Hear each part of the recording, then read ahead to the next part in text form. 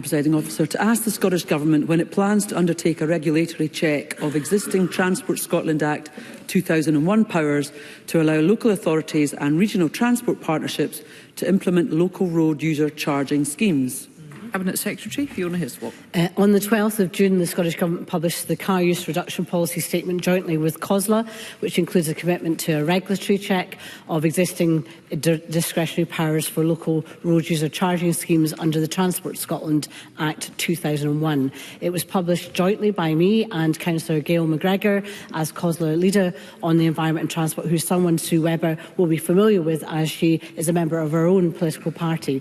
The Scottish Government will now establish a working group that will include membership from regional transport partnerships and local authorities, including those who have been seeking progress on such a regulatory check to ensure secondary legislation from back in 2001 remains fit for purpose, as of course any such road user charging would only happen if councils wanted to use those 2000 powers themselves. The work of that group will inform a timeline for the check.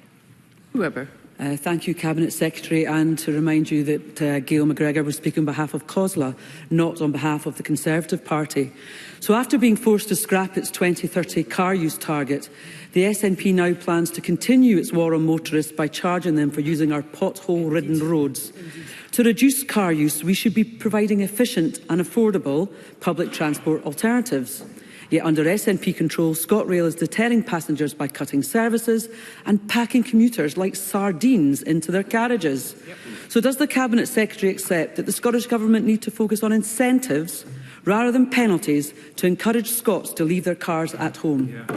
Thank you. Always through the chair, colleagues. So I wasn't forced to change that 20% car reduction by 2030. I said it was unachievable and not wanted. Indeed, the Climate Change Committee has said that Scotland would only need to reduce its car use by 6% by 2035. Now, some parts of Scotland may want to go further, and we may need to go further as part of our climate change plan.